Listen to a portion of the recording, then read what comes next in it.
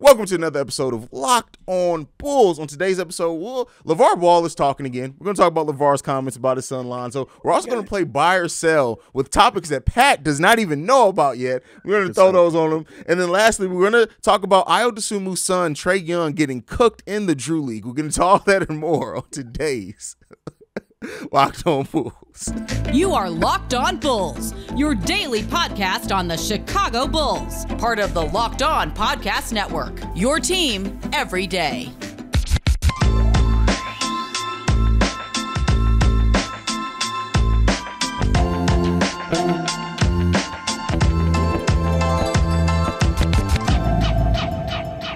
Thank you for tuning in to Locked On Bulls. Locked On Bulls, member of the Locked On Podcast Network, where it's your team every day. That's Pat, the designer, host and creator of the Windy City Breeze. I'm Haize, host and creator of Chicago Bulls Central. And Pat, Lavar Ball's talking, bro. He said that Lonzo's going to be ready by the start of the season. Now, one thing with Lavar, you always got to take it with a grain of salt. I said it like this on Central. I don't believe anything Lavar Ball says about anybody else's son. But when it's his son, I tend to say, okay. And Lavar is actually a well-established and a good trainer, something that you've pointed out on the show before. So I'm leaning towards more so believing it, but I still got to hear something official before I take it as 100%. What do you think about it? I think this is the best update that we've gotten because one, he's working with Lonzo. So like if it was any other trainer outside of Lavar and he gave us an update like this, we'd be losing our minds. But it's Lavar. So all of a sudden everybody's like, well, Lavar says a lot of things. I can't believe him.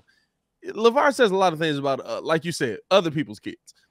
But when it comes to his son, right, and we know enough information about how he felt about Lonzo going, how he was being brought along in the rehab process, that I think this is something legit because Lavar did not want Lonzo rushed along, which again, right, fits with kind of what we heard from AK, where AK said he's not moving at the pace that we like it, but he's definitely moving in the right direction.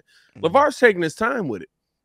So a lot of water therapy, like you said, a lot of different water workouts and stuff like that to take the tension off the knee, slowly ramping him up, slowly getting him going. Lavar's absolutely just being cautious with his own son because it's his own son and it's his own son's career. And I think this is probably the one legit update that we've gotten out of everything, like out of Alonzo's smile, walk away, out of the everything else that we've kind of gotten.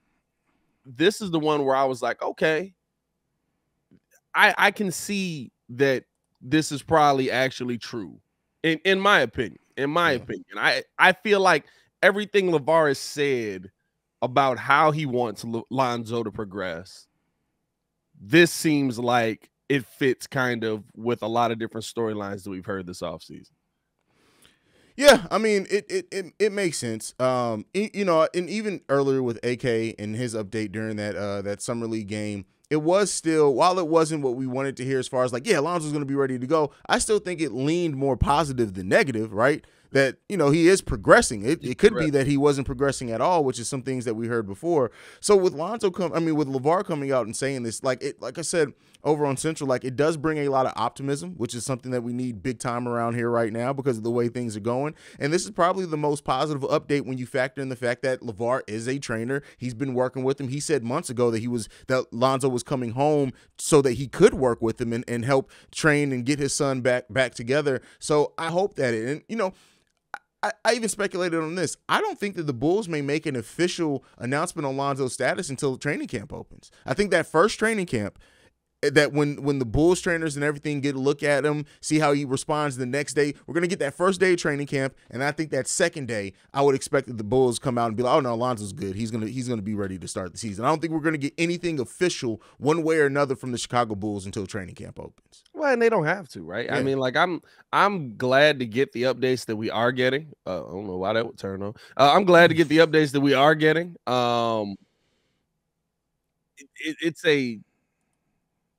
It's one of those things, right, where like if he's gonna be fine, I feel like or if he wasn't gonna be fine at some point, I feel like there'd be a lot more panic. I feel like they would have moved for a better point guard in the offseason. Now, they did go get a veteran point guard, which, again, raised some concerns for me on where Lonzo's going to be throughout the year. But that also could play into – and the concerns are still there for me, but that also could play into Lonzo don't really finish seasons all the time. This is true. So we need a veteran point guard that's going to be there for Ayo Dosunmu if he's got has to back up and all of that. You know what I mean? So, like, there's a lot of different things that play into it. And of course – with Bulls, you know, sometimes we go far left, far right. We get a little excited. Yeah, I mean, but I think that this is the first update that we got. Like I said, that just if it was anybody but Lavar, the news would have run like wildfire. Yeah. But because it's Lavar, the first thing we said. Well, it's also Lavar, and does he know? Like it's also Lavar and who he said it to. Let's be clear. David Kaplan is definitely somebody who goes after clickbait, for sure. Yes, 100%. And Cap's a good dude. And I'll say this, it's tough, right? But he's definitely tapped in. But he also like reports anything the sources say. He'll be like, "Oh, can I take this on the show? Can I take this on the show?" Absolutely. So, or at least he reports more of what the sources say, and then sometimes it's like, "That seems like Cap, my boy." He's also an easy target to go after because his last name is Cap. Like, I mean, the storylines write themselves, right? The storyline writes themselves. So this is what I'm going to ask you: How does your season projections for the Chicago Bulls change if Lonzo is ready to go by the start of the season? Does it change very much for you? I think the Bulls could be a 55-win team. Okay, that's fair. I think the Bulls could be a fit. Right now, I have the Bulls increasing to a 50-win team, basically being 4 wins better this season with chemistry and things like that. And I think that it could increase them to a 55-win team because there are games last season that Lonzo Ball absolutely won you. There are games last season where Lonzo Ball was out in that corner knocking that shot down. There were teams last season we couldn't beat because we didn't have somebody that could spot up shoot. There were teams last season we couldn't beat because we didn't have somebody that was capable of facilitating the ball. You know, like I said, I think I said it yesterday, right? Like Ayo lost us a couple of games just with inexperience. Yeah. And so you have that experience there with Lonzo Ball. So I think that you could be upwards of a 55-win team with Lonzo Ball in your lineup. And man, dog, I'm telling you, bro, just do yourself a favor and go back and rewatch some of them early games. I mean, I get like we can have a narrative like this was against teams that didn't care or were bad, or this is against the Boston Celtics before they figured it out. Man, Lonzo had them run. Listen, Lonzo, that Boston Celtics game, Lonzo literally said, "Hey, Tatum, hey Brown, hold my beer. Don't even worry about it. Hold my beer. I got y'all. That was cute what y'all did, but I'm Lonzo Ball. let me go ahead and cook real quick." Like bro, he grabbed a rebound off the glass. Yeah. Took one step, flicked his wrist. He didn't even do nothing. It was bro. The ball sailed 30 feet into the hands of Zach LaVine for an easy dunk. And I was like, what is that? It's amazing Lonzo Ball's play vision and the fact that people don't really talk about it. Like the way that he not only reads where everybody is on the court, but the way that he knows how to not get it to where they are, but exactly where they're going to be. Like literally. Yeah, like leading the passer. That Lonzo Ball is such a creative passer. That's why I want to see him do more in the half court in this upcoming season. But to do so, we need to see him healthy. Now, as far as the question that I asked you, how does a healthy Lonzo Ball at the beginning of the season change my predictions for the Chicago Bulls? This is what I'm going to say. I won't put a win total on it, but I do think that Lonzo alone makes this a more of a fast break team, not only because of his passing and his outlet passing too, but the way that he gets turnovers, the way that he forces, things like that. I think that the Bulls are going to see, if Lonzo Ball is ready, a very similar start to what they saw last season when they come out and they're just firing on all cylinders because, the continuity, you better come out flying on all cylinders. You wanted to bet on continuity? If we have our full complement of players and everybody's healthy and ready to go by the start of the season, you got to hit the floor running. And I think Lonzo is a big piece to the Bulls being able to do that. Absolutely. The ball just found him sometimes. Oh, like he'd just be standing there on defense and the ball would just end up in his hands. Like You know why that is? That's because he's always active on deep. Like literally, there was that play, and I can't remember which game it was, where Lonzo Ball guarded 4 different players on one defensive possession, and it was like, wow, wow, yeah. That's crazy. I think that was against the Lakers. Okay, that makes sense. But all right, let's go ahead. We're gonna get into our next segment. But first, I got to talk to you guys about Built Bar. If you haven't tried the Built Bar Puffs yet, you are depriving yourself of one of life's greatest joys. And guess what? Oh, yeah. By the way, Pat finally got his free Built Bars. Shout out to Pat, the designer. But there's a new flavor, ready, delicious, indulgent cookie dough covered in chocolate. That's right. Built has done it again. Let me introduce you to our new favorite flavor, Cookie Dough Chunk Puffs. Boom! They have a light and chewy texture, real cookie dough chunks, and of course, they're covered in 100% real chocolate. All of the joys of eating cookie dough without the hassle of making it, plus it's healthy for you. Cookie dough puffs are only 160 calories, and they have a whopping 15 grams of protein in them. Run to Built.com to snag a box for you and the family. It will be the perfect treat, or you can find a really good hiding place and just hoard them for yourself, like I was doing from Patch for the first 3 months we had this podcast. Like all Built Bars, the new cookie dough chunk puff is covered in 100% real chocolate. That means they are healthy and tasty. Chocolate covered cookie dough with the light, fluffy texture. So good. What's great about Built is that all the bars are made with collagen protein, which your body absorbs more efficiently and provides a ton of health benefits. Eat something that tastes good and is good for you. You're going to love the new cookie dough chunk puff, whether you need a snack for your workout, a late night treat, or just need to grab a quick bite. Built is the perfect protein bar, and they taste better than a candy bar. Ditch the calories, fat, and sugar. Grab yourself a Built Bar. Go to Built.com right now. Use the promo code LOCK15 to get 15% off your order. That's promo code LOCK15 to get 15% off your order at Built.com. All right, Pat. So the second segment of the day, we were playing buy or sell, but Pat does not know what he's buying or selling. So I'm going to throw these things towards you. We'll talk about them and why you went this way after each one. But Pat, are you ready to play buy or sell? I'm concerned, but let's get to it. You should be concerned. Anytime I'm doing something that you don't know what questions are coming, you should absolutely be concerned. First one, and honestly, these are pretty light though, bro. First one, buy or sell. LaVine leading the league in scoring, or DeMar having another MVP type season? Which one are you buying? Which one are you selling? I will buy LaVine leading the league in scoring. I will sell DeMar having another MVP type season, because I don't think the Bulls are going to need DeMar to have that kind of season if they're healthy. Fair. And I think Zach LaVine was, leading the league last year was what, 30.7 a game? I think so. That's 3 points a game on Zach LaVine's average. And they changed the rule on a fast break. Now, that could also change it on the take file, I should say. That could also change it for a lot of guys, but Zach LaVine's definitely a guy that'll benefit from that. All right, that's fair. So okay, let's now, I know I gave you buy or sell, but what's the real, what do you think Zach LaVine's going to average as far as points next season? What would you like to see for him? I think listen, you got 215. You were expected to take a step last season. Unfortunately, due to the injury, you couldn't. Mm-hmm. You were averaging 27 a year before. I predicted as LaVine would average 30 plus a game last season. I think Zach LaVine has to average 30, at a minimum 30 points a game this season, right? Just to continue that improvement. I think he can. And I don't think that's I know that sounds crazy, 30 points a game. That's one of the best scorers in the league. That's what Zach LaVine is.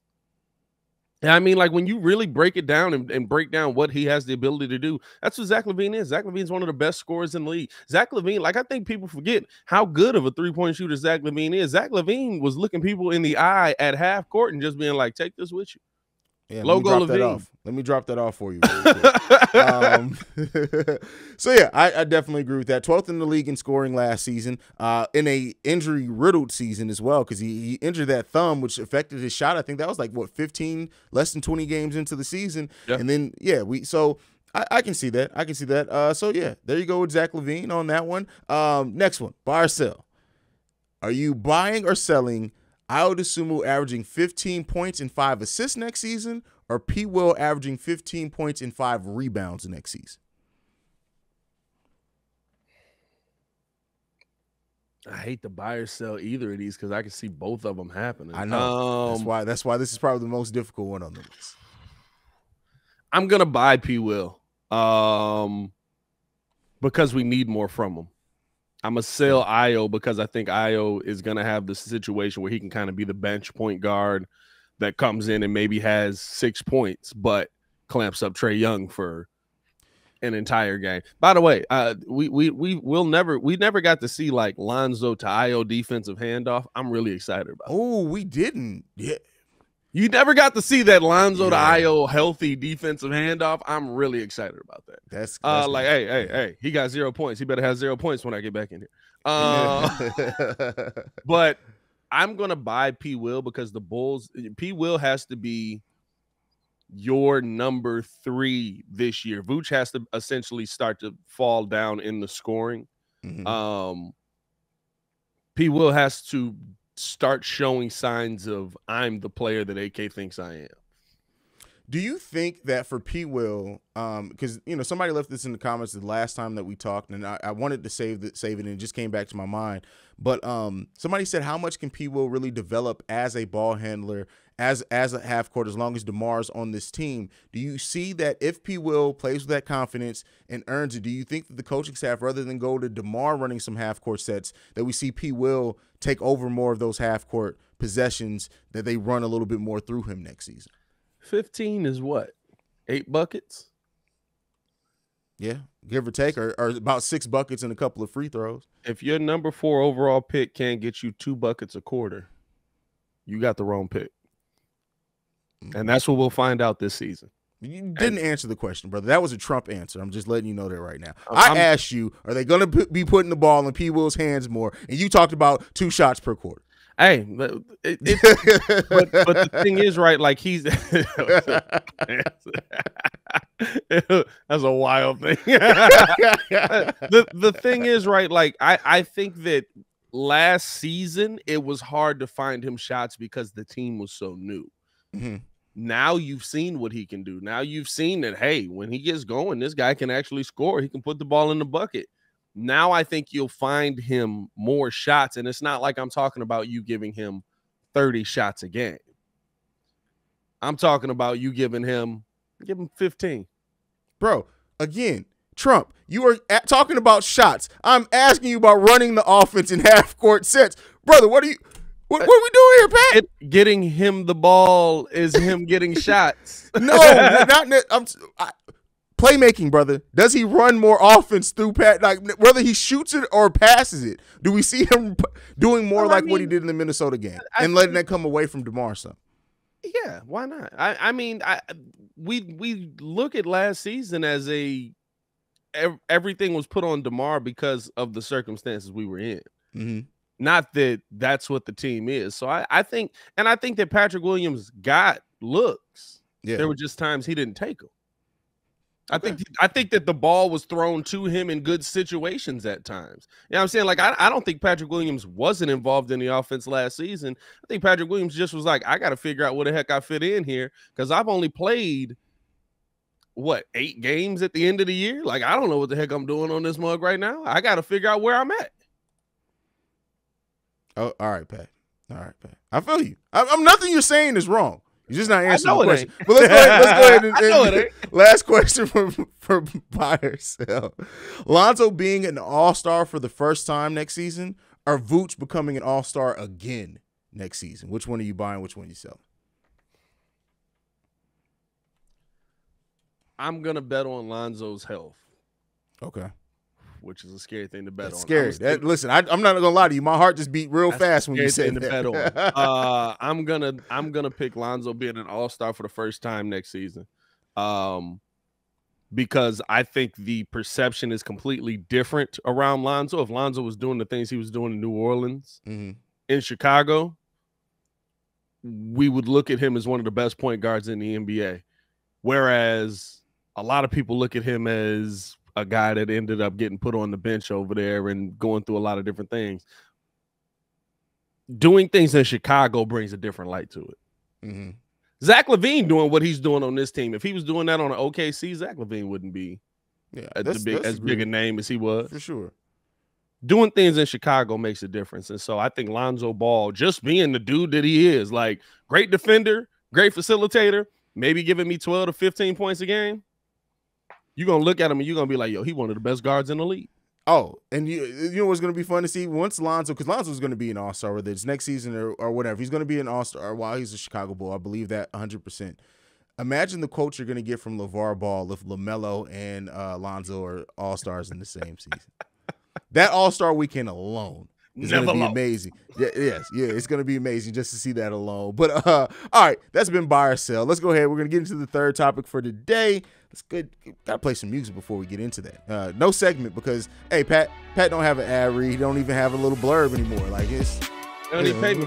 You know what's going on. But with that being said, so we talked about Ayo Dosunmu in the last segment. His son, Trae Young and John Collins teamed up in Drew League, and they combined for 38 points on 34% shooting. And John Collins becomes the first player to foul out in Drew League, and he got posterized. I just like talking about the failures of other teams, man, because we talk a lot about Denzel and what happened to him in Summer League. So I wanted to throw a little bit of shade to another team and Ayo Dosunmu's son before we went ahead and head out for today. So what did you think? did you see this, brother? I didn't even see it, bro. I was locked in the studio yesterday. So I'm out on it. Were they playing against somebody of note, or was he getting cooked by regulars? Was he getting cooked? Like listen, Denzel was getting cooked. Was Trae getting cooked? Here's what I'll say. Honestly, cooked is too strong of a word. Okay. But it wasn't pretty, brother. That's what I'll say. It wasn't cooked. Yeah, because Denzel was getting cooked. Denzel looked like Denzel got cooked. Like, Frank Nitty was talking trash to him. He was looking him in his face. Denzel was doing everything he could. Denzel was playing real defense. Yeah, he tried more than what you know what? That's what really stopped him from trying in the NBA. He's just like, look, I might as well not even try anymore. But yeah, so it wasn't cooked. I will admit that it wasn't cooked, but it wasn't the best showing at all. And John Collins got absolutely posterized, bro. Like not just dunked on. Now that's a tough one. Not just dunked on. He got poster like that's a tough one, right? Because that's hey brother, you ain't he ain't a lockdown defender in the NBA, but hey brother, you tall enough and long enough, you should be stopping it. It's so weird, right? Because I feel like we're getting to a point in the world where, of course, the NBA is the best basketball, but then you just see all these mugs and be like, wait, why he ain't in the league?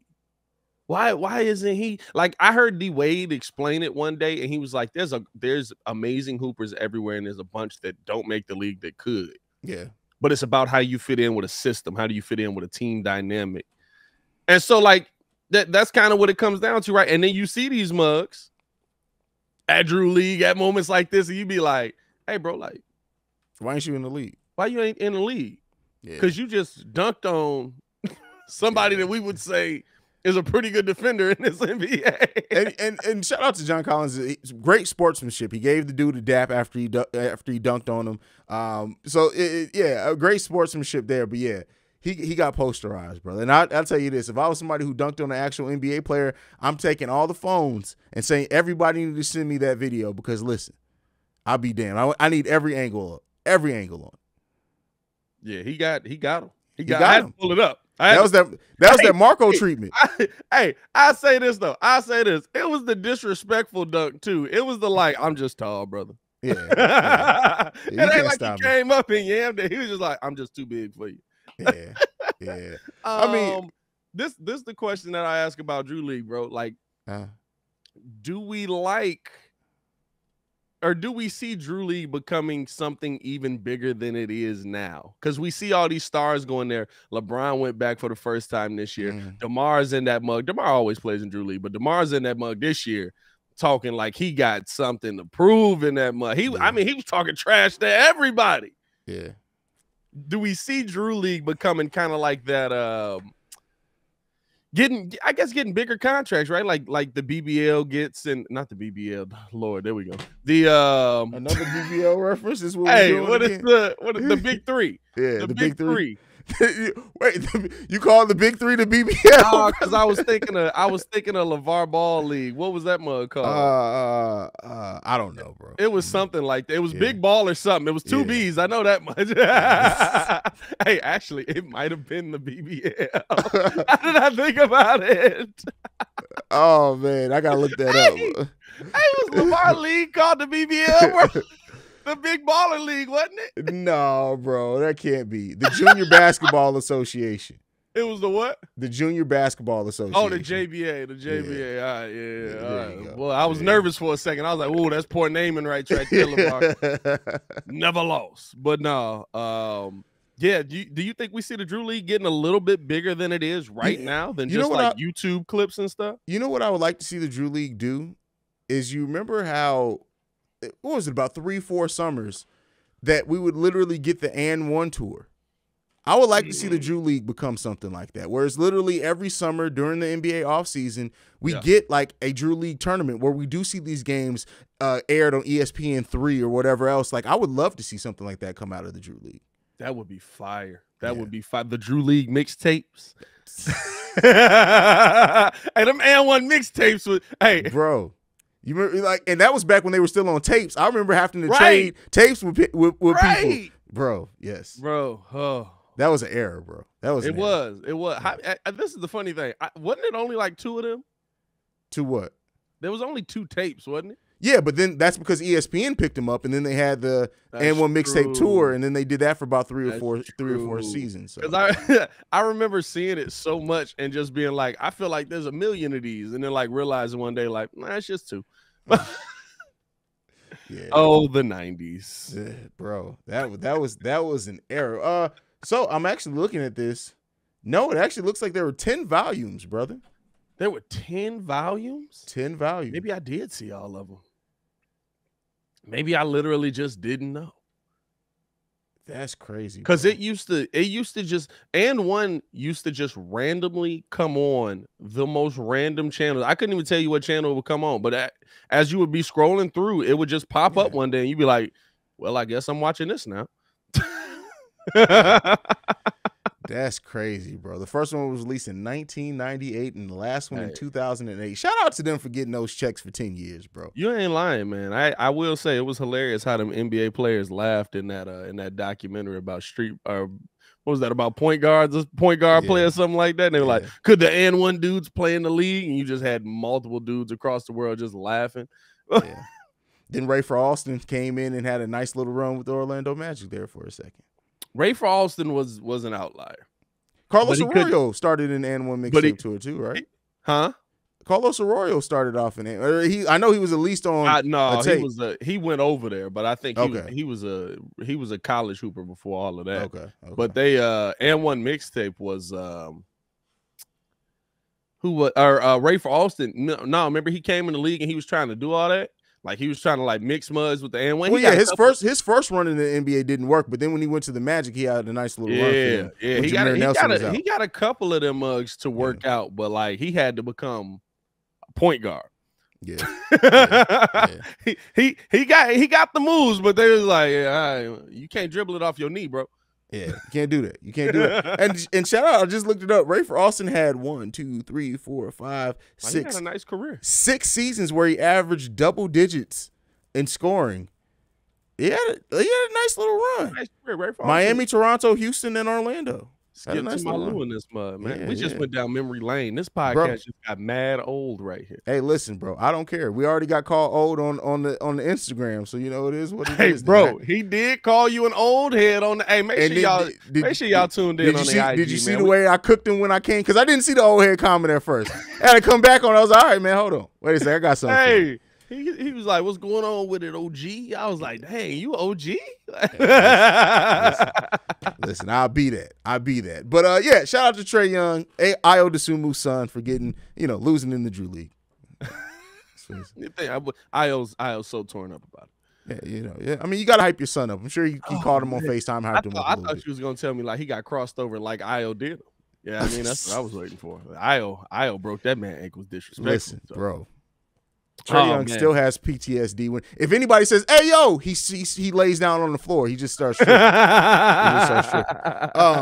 But all right, man, go ahead and send this home. Let's brother. get up out of here, my boy. Follow me on everything at Pat the Designer, and you can follow us both on everything at Locked On Bulls. We got clips coming out on the IG. We got the Twitters getting back rolling. We getting ready for the season. We getting ourselves in training camp for this season coming up, man. So stay in tune with us on the socials. Absolutely. You can follow me at CEO Haize, the CEO Haize. And thank you for making Locked On Bulls your first listen every day. Now for your second listen, go and check on Locked On NBA, where the Locked On experts break down all the latest news and goings on around the NBA in 30 minutes or less. They can be found wherever you get your podcasts. For Pat the Designer, I'm Haize. This is Locked On Bulls, and we out, y'all. Peace. Peace.